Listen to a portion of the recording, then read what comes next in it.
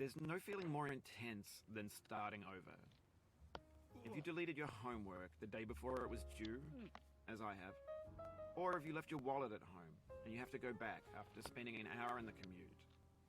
If you won some money at the casino and then put all your winnings on red but it came up black.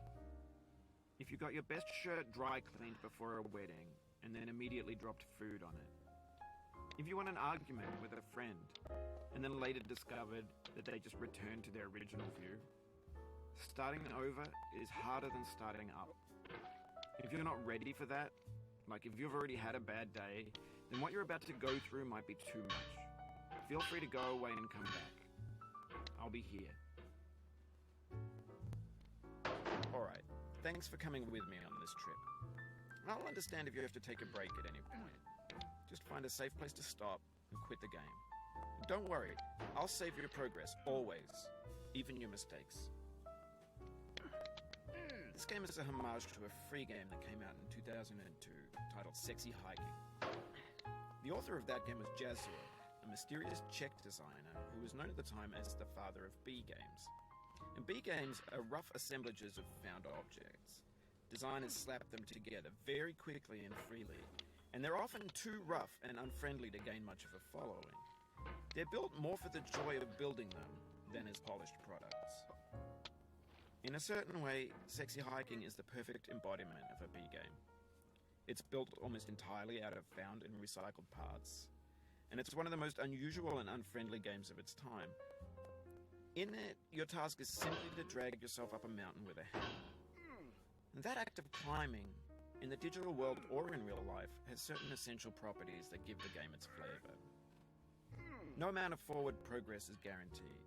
Some cliffs are too sheer or too slippery, and the player is constantly, unremittingly in danger of falling and losing everything. Anyway, when you start Sexy Hiking, you're standing next to this dead tree that blocks the way to the entire rest of the game. It might take you an hour to get over that tree, and a lot of people never got past it. You prod and you poke at it, exploring the limits of your reach and your strength, trying to find a way up and over. And there's a sense of truth in that lack of compromise. Most obstacles in video game worlds are fake. You can be completely confident in your ability to get through them once you have the correct method or the correct equipment or just by spending enough time. In that sense, every pixelated obstacle in Sexy Hiking is real. The obstacles in Sexy Hiking are unyielding, and that makes the game uniquely frustrating. But I'm not sure Jazuo intended to make a frustrating game. The frustration is just essential to the act of climbing, and it's authentic to the process of building a game about climbing. A funny thing happened to me as I was building this mountain. I'd have an idea for a new obstacle, and I'd build it, test it, and it would usually turn out to be unreasonably hard.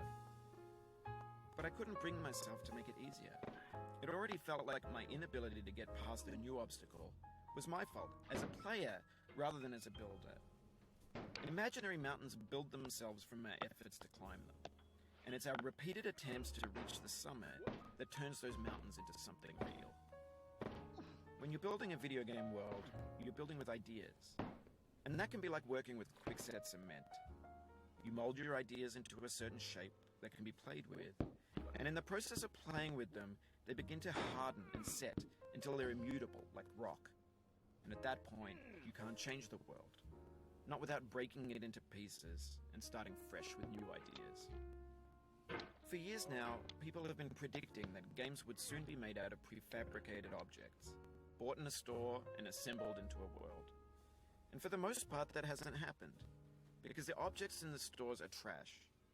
I don't mean they look bad or that they're badly made, although a lot of them are. I mean they're trash in the way that food becomes trash as soon as you put it in the sink. Things are made to be consumed and used in a certain context, and once the moment is gone, they transform into garbage. In the context of technology, those moments pass by in seconds. Over time, we've poured more and more refuse into this vast digital landfill that we call the internet. It now vastly outnumbers and outweighs the things that are fresh and untainted and unused.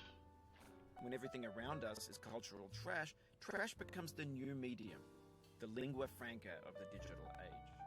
And you can build culture out of trash. But only trash culture. B games, B movies, B music, B philosophy. Maybe this is what digital culture is. A monstrous mountain of trash, the ash heap of creativity's fountain. A landfill with everything we ever thought of in it. Grand, infinite, and unsorted. There's 3D models of breakfast, Gen X's fanfic novels, scan magazines, green screen Shia LaBeouf, banned snuff scenes on Live Leak. Facebook's got lifelike bots with unbranded adverts and candid shots of Kanye and Taylor Swift mashups, car crash epic failed GIFs, Russian dashcam vids, discussions of McRibs, discarded, forgotten, unrecycled, muddled, rotten, untitled. Everything's fresh for about 6 seconds, until some newer thing beckons, and we hit refresh. And there's years of persevering, disappearing into the pile, out of style, out of sight. In this context, it's tempting to make friendly content that's gentle, that lets you churn through it but not earn it. Why make something demanding if it just gets piled up in the landfill, filed in with the bland things? When games were new, they wanted a lot from you. Daunting you, taunting you, resetting and delaying you. Players played stoically. Now everyone's turned off by that. They want to burn through it quickly. A quick fix for the fickle. Some tricks for the clicks of the feckless. But that's not you. You're an acrobat. You could swallow a baseball bat. Now I know, most likely you're watching this on YouTube or Twitch, while some dude with 10 million views does it for you. Like a baby bird being fed chewed up food. That's culture too. But on the off chance that you're playing this, what I'm saying is, trash is disposable, but maybe it doesn't have to be approachable. What's the feeling like? Are you stressed? I guess you don't hate it if you got this far. Feeling frustrated? It's underrated. An orange is sweet, juicy fruit locked inside a bitter peel. That's not how I feel about a challenge. I only want the bitterness. It's coffee. It's grapefruit. It's licorice.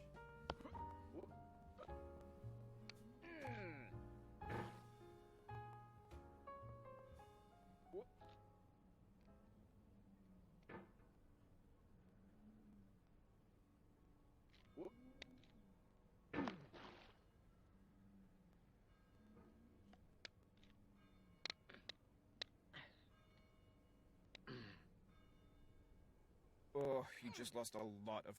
That's a deep frustration.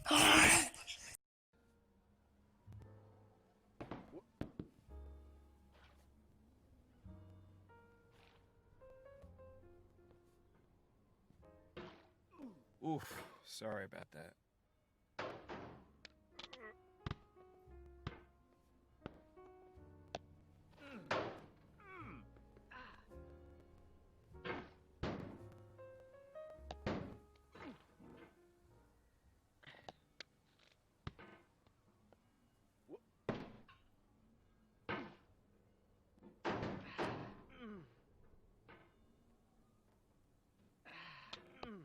Oh, it happened again. Keep on trying, don't let it get to you. Ah, Headshot.